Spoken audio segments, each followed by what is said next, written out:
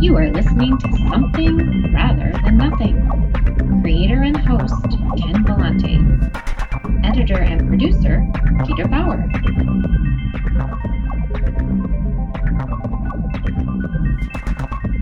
This is Ken Vellante with the Something Rather Than Nothing podcast, and this episode we have Cathy Camper, and I just really enjoy Cathy's work. She's written a few books. She's also a librarian, but her books are called Lowriders in Space, Lowriders to the Center of the Earth, Lowriders Blast from the Past, and going to be excited to hear about her new book, 10 Ways to Hear Snow, which is going to come out in October. So looking forward to a great conversation with Cathy Camper.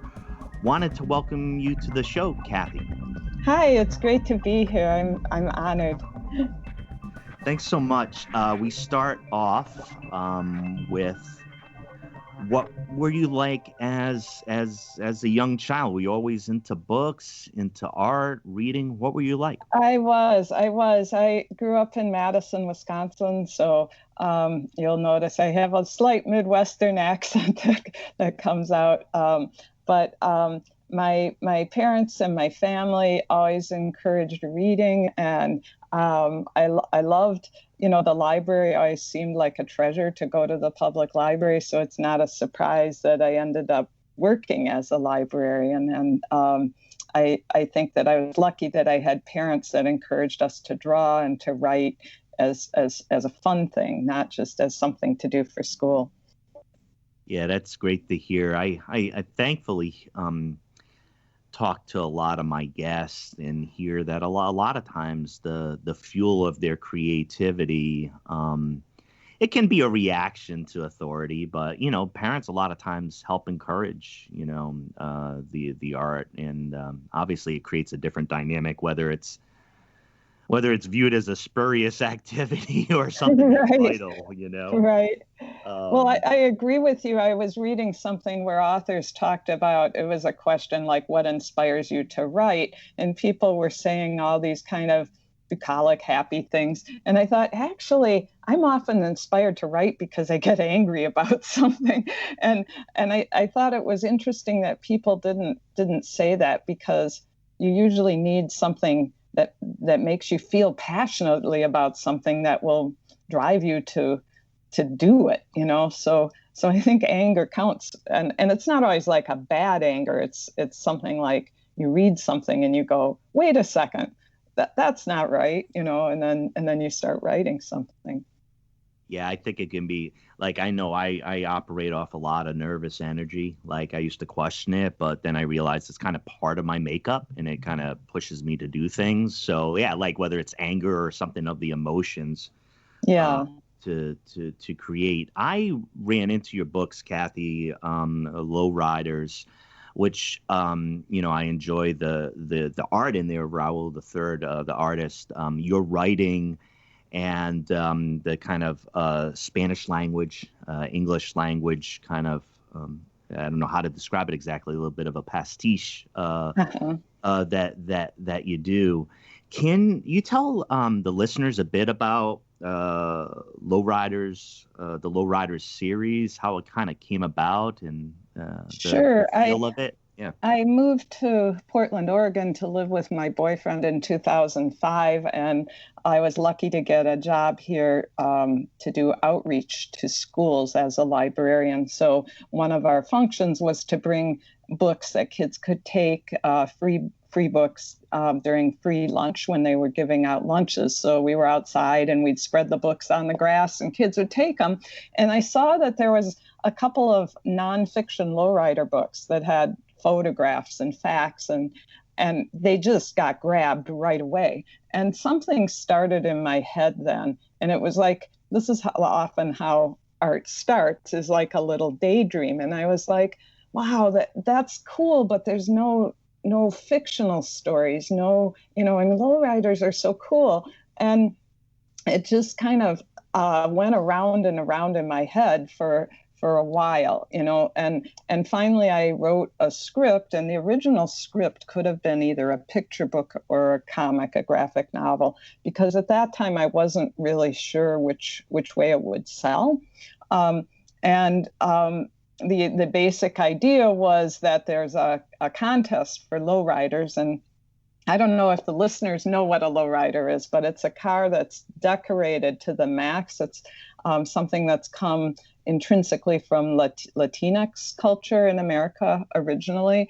And it's either decorated to the max, but then there's also hydraulics that make the car so it can go up and down, hydraulics on each tire. So you can literally make the car look like it's dancing. And both those things really fascinated me. And the fact that the car itself could even move, kind of gives it a life that's special. But also, there's a lot of ingenuity and creativity. And I love the idea that people took what they had and created this whole culture. I love that in all aspects of art. But the idea that you don't have to, like, art doesn't mean that you have oil paints and a brush. It can be all these different factors. And if you're a mechanic, you could also be an artist, or, how you drive the car is a kind of art, like thinking about all those things. And then also when I talked about being angry, I was very, very angry that there weren't books like this for kids that represented kids. The books we had at that time were very suburban and white, and we would literally bring them to kids and they wouldn't understand them, or it was kind of like, why are you giving me this book? Or, asking kids to understand a book like Beverly Cleary book, which is a good book, but it was written in the 1950s and 60s about a United States that no longer exists. And the kids reading it wouldn't necessarily see themselves in it. So, and I had already published one kid's book called Bugs Before Time about giant prehistoric bugs. It was a science book. So I knew some stuff about the publishing industry. But this was a different time, because now there's the internet, and publishing had changed radically since 2000 when my bug book came out. And so I contacted Raul, and we knew each other. He lives in Boston and I live in Portland. And I contacted him because I had met him through a third artist that we were both friends with, and I really liked his artwork. So I sent him the script and I said, would you be interested in a kid's book? And he's like, show me what you got. And then he wrote right back and said, this is the book I wanted to read as a kid. And he started drawing the characters. Oh, so that's fantastic. Wow. Yeah. Just by luck, we had this very kind of I want to say a deep connection, although that makes it sound like it's serious, but we had the same sense of humor, the same kind of work ethic, the same, sort of political sense about what's important. And we were both doing outreach. He was teaching classes in art at that time, but we both had a very open attitudes towards people and teachers. So to have all those things align, I think, is just wonderful. But we had no knowledge of that when we first met. So then it was kind of a long process, because I started that right when the recession hit around 2008 or whatever. So nobody was buying books. And the thing about it is, when there's a recession, all they want is, very popular books that will sell. They wanted illustrators to illustrate fairy tales so they wouldn't have to pay an author, that kind of thing. So we tried to get an agent, and we were getting really good rejections, like, love the story, love the art, too marginal an audience, and understand that I was telling them in my letters that by 2050, a third of the country is going to be English, Spanish speaking. So, the idea is, if you publish this now, you're going to have generations that will grow up with these books. And that's how you get readership for kids' books, So, but they didn't want to recognize that. And also, most publishers were in New York City. So Latinx culture, as we know it, pretty much the rest of the country, it doesn't necessarily exist or didn't exist in their viewpoint at that time. So I was kind of racking my brain about how to publish this, and I saw that there was a contest called Pitchapalooza. Some husband and wife team called the Book Doctors was coming to Powell's Books, which is a big bookstore in Portland, and it was an opportunity to pitch your book. And I thought, well, I have nothing to lose. I don't know who the judges are. I won't know people in the audience. At least I could test my idea and see how people respond to it. So I went to it, and there was about 30 other people there. But it was kind of funny because in my job as a librarian, one of the things I have to do is do book talks to kids. So the day that I pitched, I'd literally gone to 6 classes pitching other people's books, you know? So in my heart, I was thinking, if I can do all these book talks for other people's books, I can do that for mine. So I practiced it and I timed myself. You know, I didn't just kind of go in there unprepared. And so I did my pitch, and I turned out that I won it. And what I hadn't realized was there was actually a prize. And it was that this couple, the Book Doctors, would help advance our book. So they gave us some tips about how to kind of reimagine the pitch package, and they connected us with Chronicle Books. And then we waited, and then because Chronicle was interested, and then they said, we think Chronicle might make a move, so we'll connect you with your agent. So they did that, and then the agent quickly sent it out to a bunch of other publishers. And it turned out that we had some interest, but we ended up going with Chronicle. So, you know, anybody out there that's interested in writing or illustrating books, there's a mixture of talent and luck and timing, you know. And like later people said that our book, if it had come forward like 2 or 3 years earlier, it wouldn't have gotten published. But the country was just tipping and starting to realize that Latinx culture was growing and was huge. And like now, I think it's much more obvious than it was then. And again, you have to realize that everything is money-based and, you know, marketing-based and stuff like that. But so that's kind of our, you know, I'd say our success story. But behind that, like Raul is a super talented artist. And, you know, I have tons and tons of manuscripts that have been rejected. So, you know, and Raul too, I mean, he's tried tons of things that didn't work out. So the, you know, the pinnacle of the iceberg, the success underneath that, there's like constant trying and rejection and redoing and stuff like that. Yeah, and thank you so much for that. I'm just I love hearing the backstory of that, and also to hear about some of the pieces with Raul III did the art on Lowriders. I mean, obviously, with you two working, I mean, two very talented people, and just hearing as far as, you know, how do you get it done, right? Because if talent got you through, like you said, then you know, you'd be through, right? But right. It takes more than that.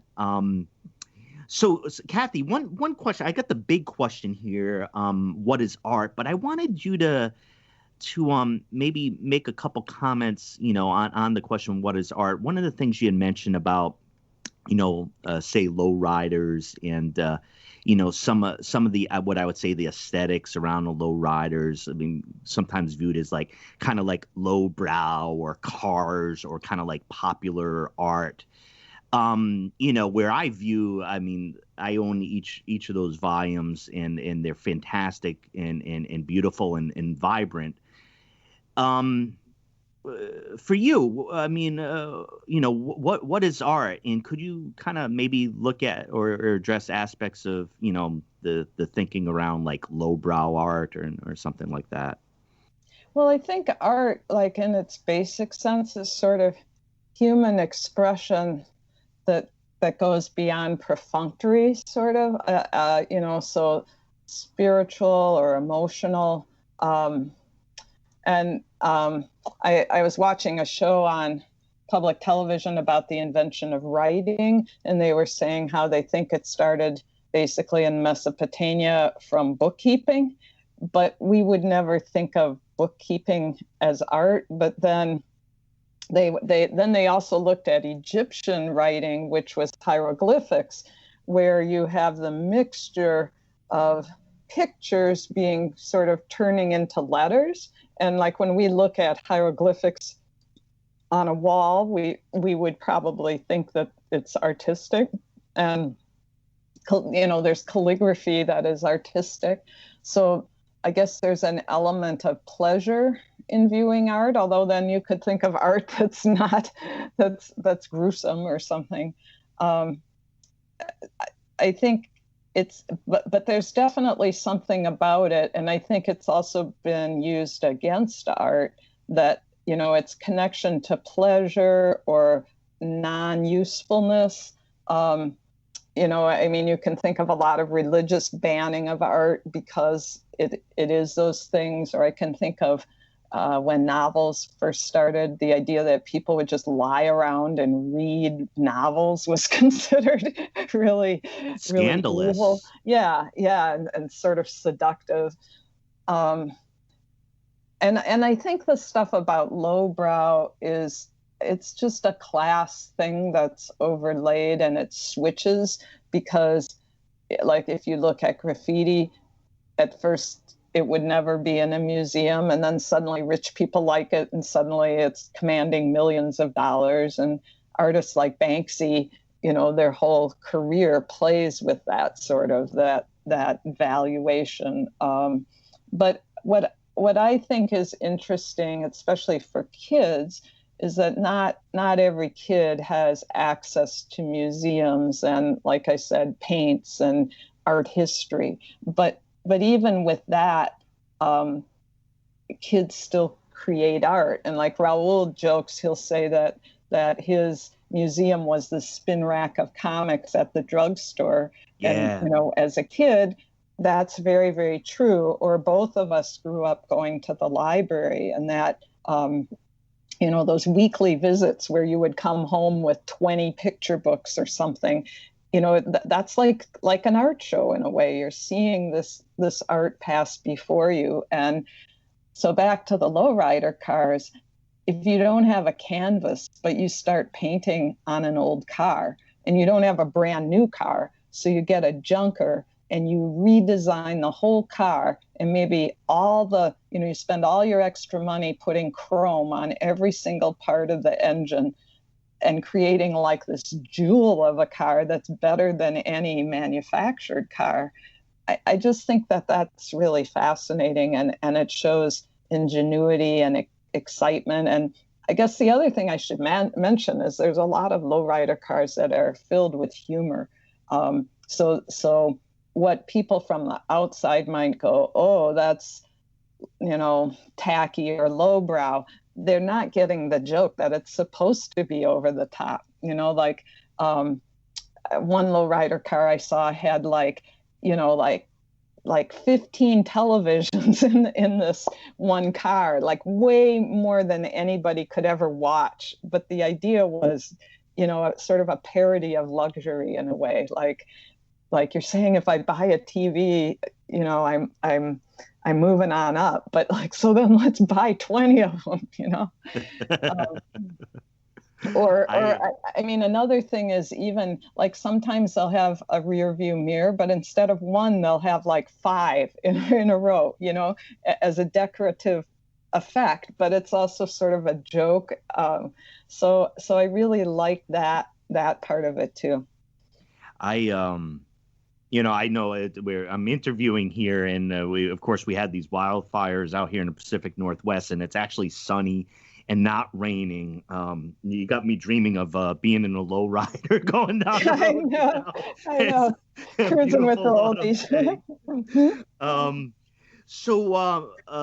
And thank you for your answer there. There's a lot to think about, and I definitely appreciate your comments and trying to just build in, I find that within popular philosophy or talking about popular art or different forms of art, one of the biggest bullshit pieces of things that I think is just so rampant is the kind of prejudice or the preconceived notions that we have towards, I don't know, whether it's outsider art, whether it's lowbrow, whether it's good, whether it's on the proper medium, whether it's displayed in the right place. I think I like to celebrate not anything that's being done, but folks who are expressing themselves in ways that I think that the viewer needs to open their eye a bit more. Not the artist is doing their thing. So, Cathy, what about the new book, 10 Ways to Hear Snow, that it's coming out? What can you tell us about it? Yeah. So one of the things, being an author, I think just like being any kind of artist, you like to express your voice in different ways. And to me, it's one of the most interesting things about doing books for children is that you can work with different artists and people, that collaboration. And with Raul, we had a very close collaboration because we conceived of it together and then brought the product, or the books to find a publisher. But generally, people don't always know this, but in children's books, you are supposed to submit the manuscript, and then the editor assigns an illustrator, and that has benefits in that then the editor is kind of like overseeing the project. Like I mentioned, Raul and I were lucky that we had all these things in common. But say that I submit a book with an artist friend and they have a horrible work ethic. So then, if I can't get them to do the artwork, or if they're screwing off, then it can really ruin the relationship. So having the editor negotiate that can be helpful. And I mean, once Raul and I got a contract, then the editor did, and the art directors, they were working with Raul too. But so my book, 10 Ways to Hear Snow, I submitted it and it got accepted by Coquila, which is from Penguin, an imprint of Penguin that represents diverse authors. And Kennard Pak is the illustrator, and he's very, I guess I'd say, not atmospheric, but he's really good at portraying things like seasons and weather. And so it was a good match for the book because the book comes out of my background, which is Arab American, and it's about an Arab American family where a little girl wakes up and there's been a blizzard. And it's that wonderful feeling when you kind of open the curtains and it's like, oh, the whole world has changed because it's covered with snow. And she was going to go make grape leaves, stuffed grape leaves with her grandma, but now she has to walk through the snow to get there. And her grandma is losing her eyesight. So on her walk, the little girl is thinking about all the ways you can hear snow. And so it's a very like sense-oriented book, but also sort of switching the senses around, because you don't usually think of the sounds of snow. You think more of the look of snow. So I was really excited. I finally got they send you your author's copies, and it's gorgeous. So I'm very excited about it, but it's a whole different audience, a whole different mood. It's more for 4 to 8 year olds, which Lowriders is a little older, like probably 8 to 12 and up to adult. So I'm excited to see how this book does. Yeah, I'm very. I mean, it is a beautiful title, and obviously, evokes the thought there. And you being from Madison, and speaking about snow, I imagine there's some connection. Yeah. Well, and also I think an important thing about the book, I was talking to someone, is the idea that grandparents can share with grandkids a food that has meaning to your family and your culture. Like, I think that's such an exciting way for your family to kind of pass on its heritage, I guess you'd say. And I was thinking, I'm talking about my Arab American background, but probably all your listeners can think of something that they've done that's similar like that. I mean, it might not be with food, but food is a common one, where there's some food in your family that you share, and maybe not with grandparents, maybe other relatives, where you can teach kids, and then kids grow up and they're like, I know how to do this because my grandma or my mom taught me this. And I know now I'm old enough, like my grandma's been dead for years, but it kind of gives me chills sometimes when I make some of these recipes, because they've been passed down that way from other people, And I also think it's not a religious book at all, but it's a great book for winter and the holidays, because the snow is just, like I said, that sort of wonderful muffling that you get when you wake up and there's that big snow and everything has changed. Yeah, it's the distinct. It's like the distinct. It's soft sound, but it's loud because it sounds so different. It's right. It's like I notice it a lot, the sound of what's out there, even though there seems to be less sound. It's just muffled. So yeah. Well, I'm really, really glad to hear about that book, and for you to be able to get that out there. I look forward to that. When's the release date on the book? It comes out October 13th, so that means that's when it'll be in stores. But you can pre-order it. I'm telling people, support your local indie bookstores for sure. Like, of course, you can get it on Amazon, but if you have a bookstore that allows you to order books, support them, because we need them. And I know that Amazon, it kills local businesses, and we need them because with the quarantine, they're struggling double. Yeah. So. Well, and thank you for that. Yeah, that's 10 ways to hear snow. Cathy, I have another question that I wondered if you could kind of give some comment on. Just with the various, folks talk about 2020 and the challenges or the disruptions and changes, revelations in society, disease, whatever the combination of things are. I mean, with the pandemic, hopefully growing awareness about the deep, violent, racist history of the United States. A lot of these tensions being worked out significantly this year. What role, say you, but in the roles that you play as an author, artist, librarian, do you feel that the present state of things have caused a greater import to the work that you do or the art that you create? Oh, definitely. I mean, on the one hand, I think I would always do this kind of work. And looking back on my history, like even in high school, I was working on some, like zines and underground papers and stuff like that. So I mean, I think that's just my nature. And I kind of go back and forth, Ken, because part of me feels like, obviously it's very different times, and we're feeling, you wake up every day and you feel like, what's the new thing that's, going to make me feel totally freaked out and stressed. I mean, it's very anxious times, very threatening times, but I think we've been through this before, like the 60s were very similar in ways.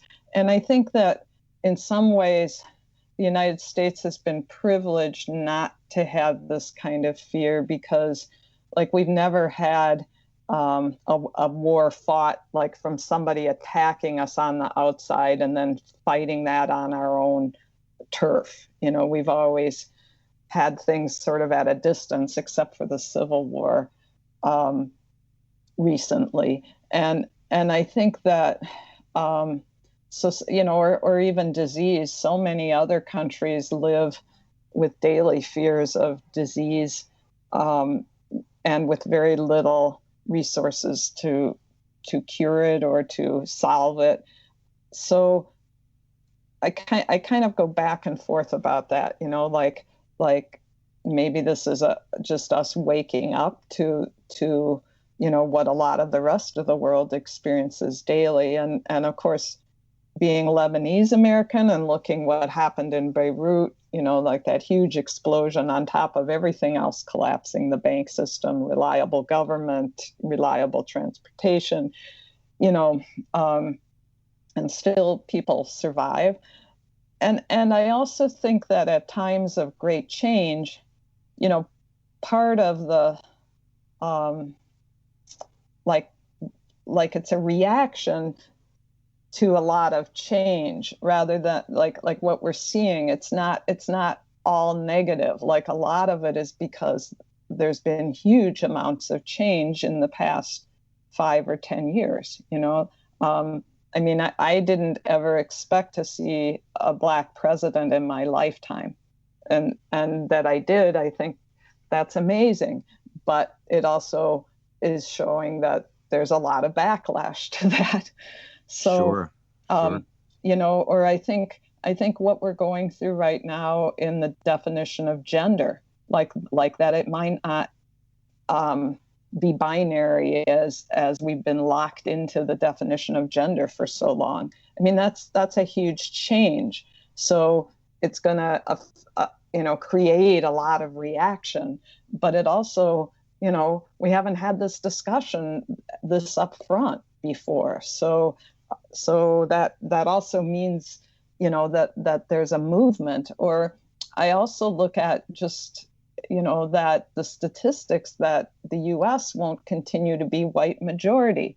Again, that's going to cause a backlash, but inevitably that's going to roll forward. And in the last census, they said the biggest growing ethnicity was multicultural or multi-ethnicities. So how kids of the future will identify is going to be different than it is today.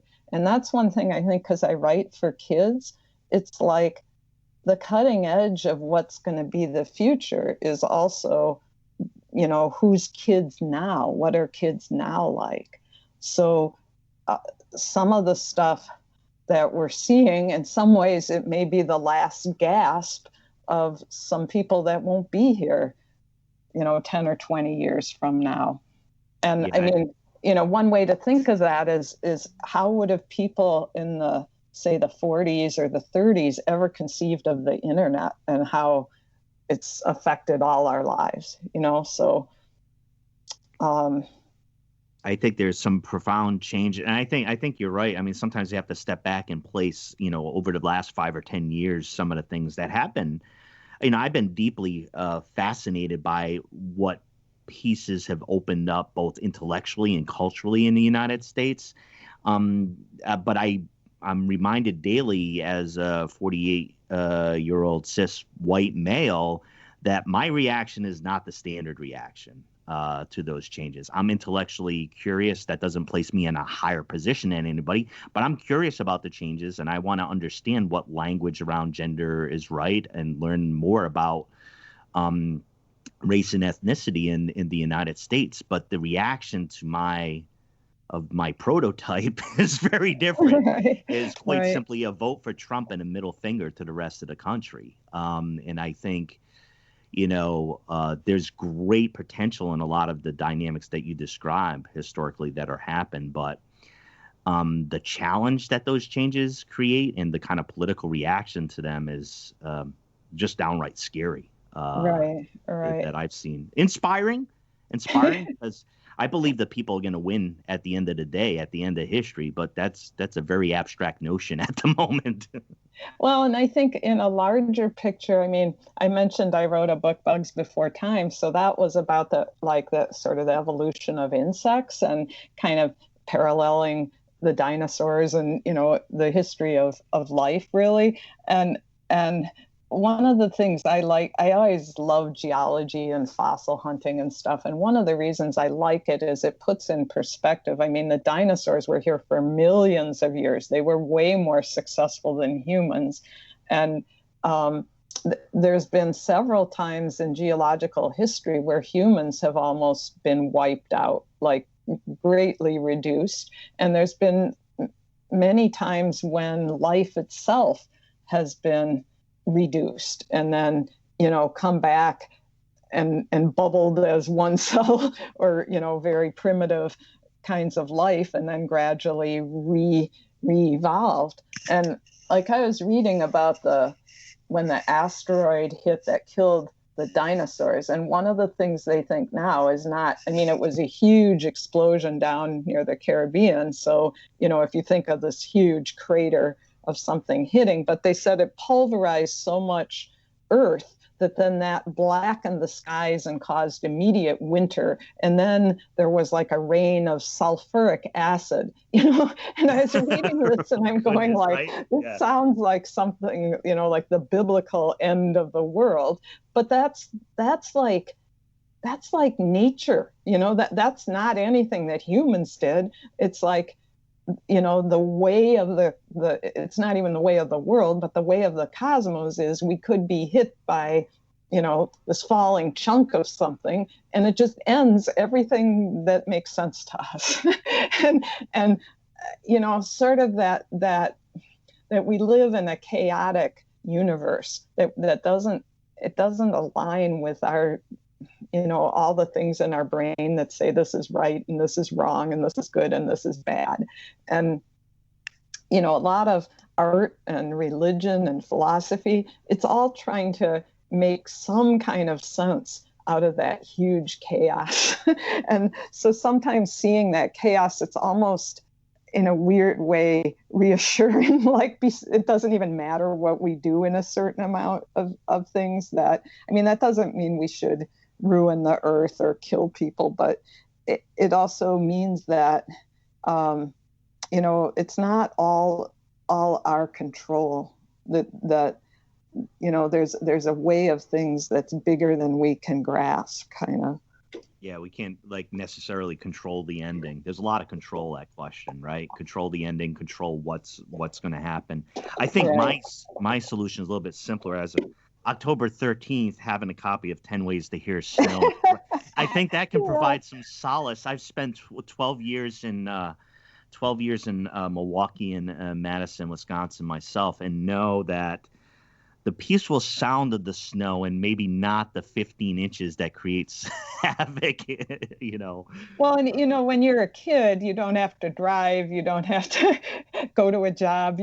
School's canceled. It's just kind of a wonderful, wow, snow. And I hope when you see it, like I worked with them originally, the drawings looked much more East Coast. And I said, no, there's big Arab populations in like Dearborn, Michigan and Detroit. Right. So I really wanted it. And then my background in the Midwest, I wanted it to look like a Midwestern city because, again, there's sort of a hidden prejudice with New York publishers. Everything sort of ends up being more about New York. And it's like, but there's all the rest of the country. So yeah, otherwise everything's going to be a brownstone, right? Like that type right. Yeah. And in the library, we've seen that one of the examples we saw that was kind of disturbing a while back, we were looking, somebody wanted to know like the best 200 picture books that showed Black kids. So we, when we're a big urban library, so we put everything on hold and was looking through,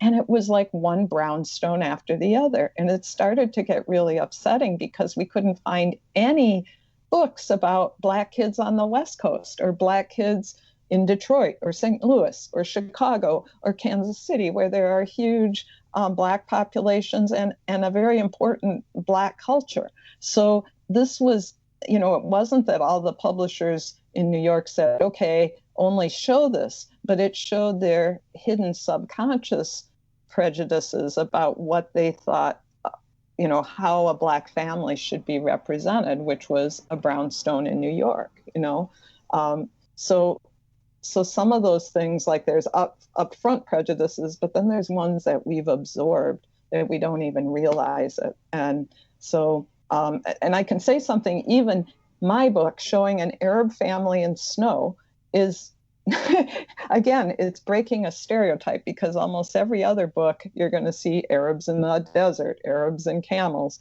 even though, like I said, Dearborn, Michigan is where in America where there's, the heart of Arab population. So in Michigan winters.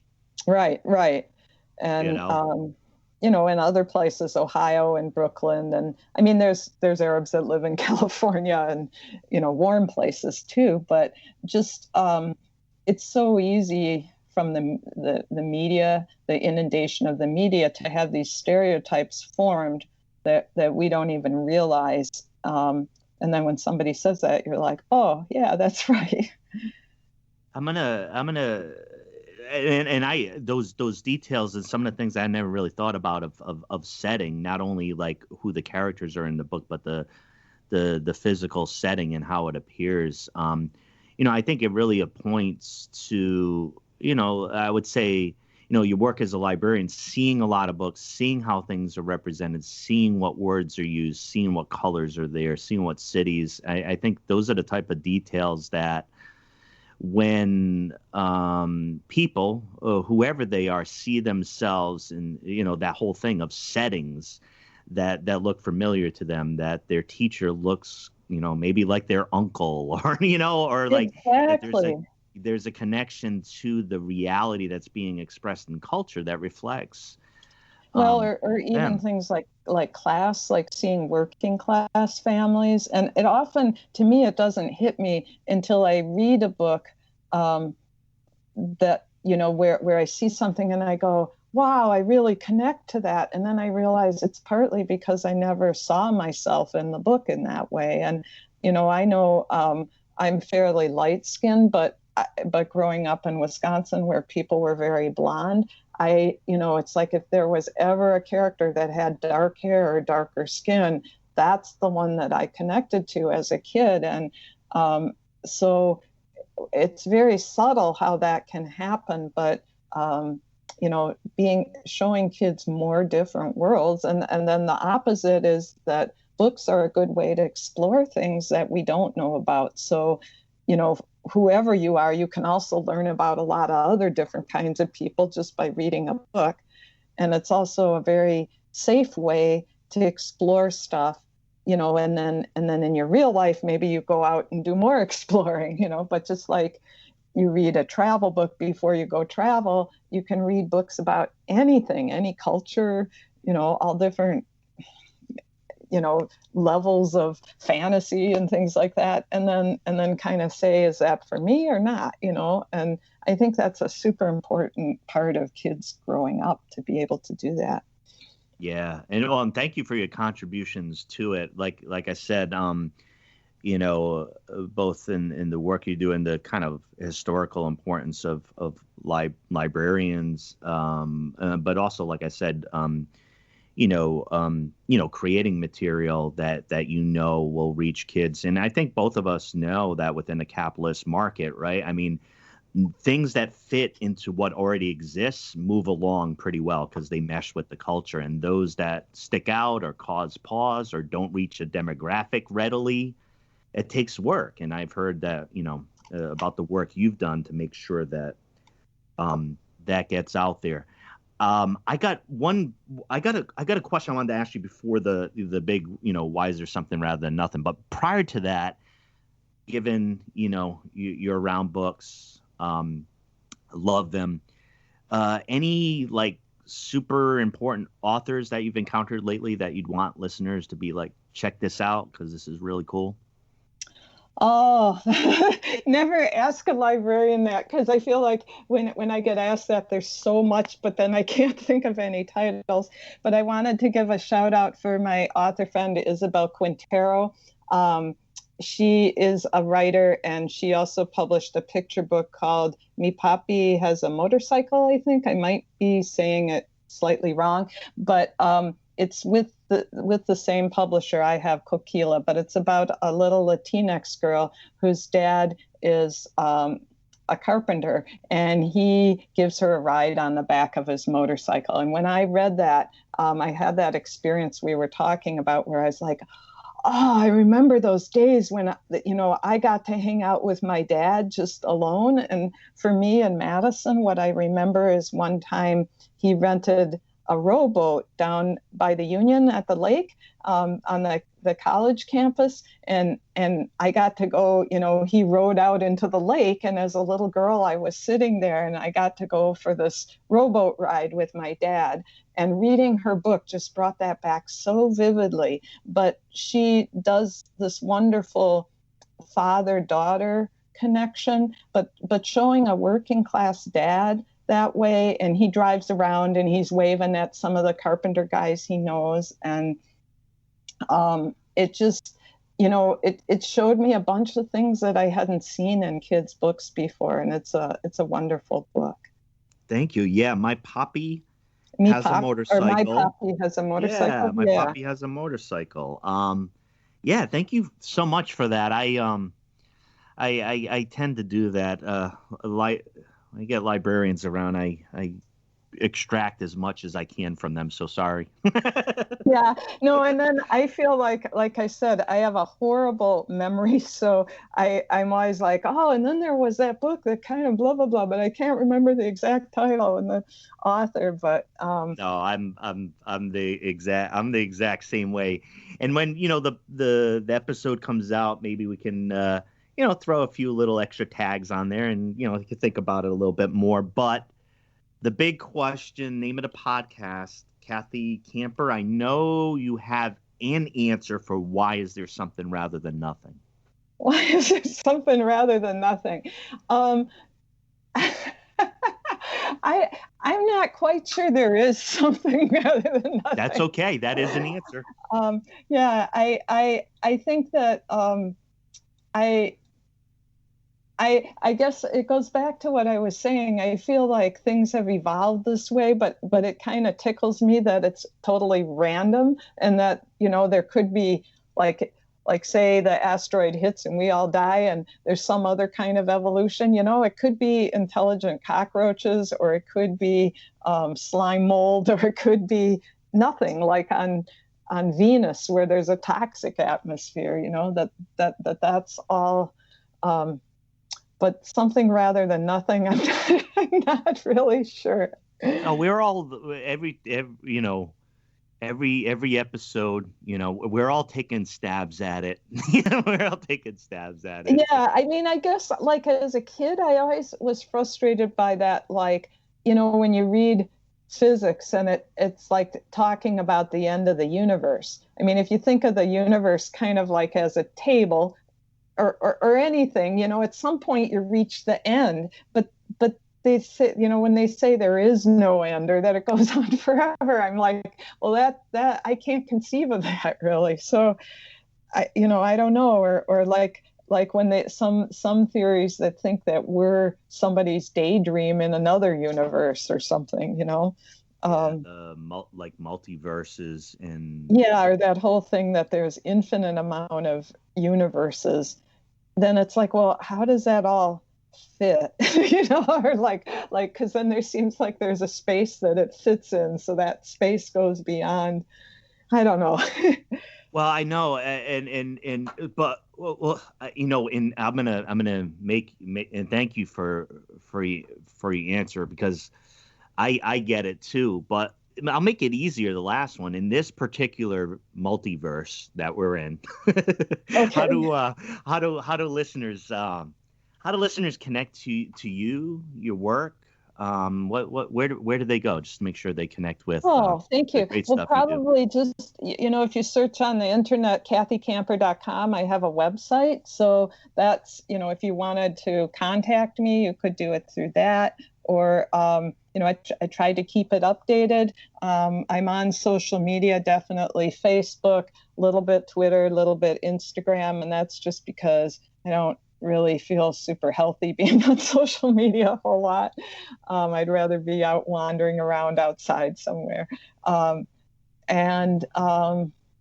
guess that's it. And I'm open for doing school visits or, if you have a book festival and need an author, I'd love to show up. So thank you.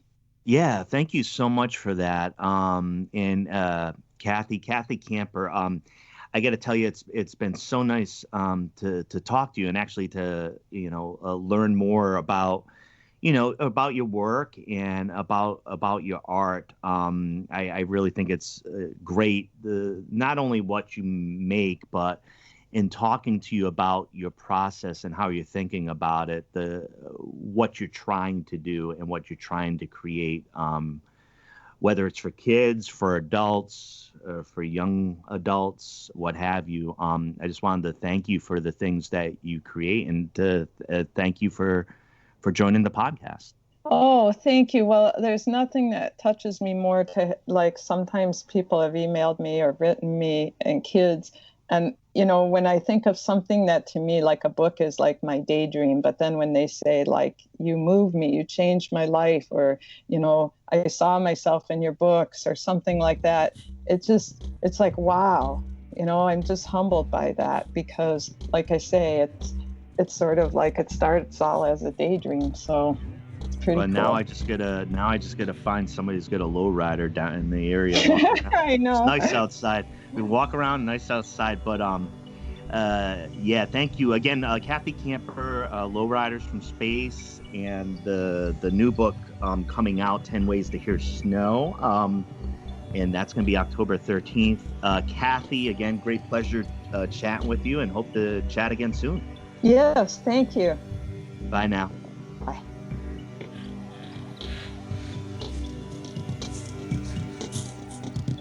You are listening to Something Rather Than Nothing.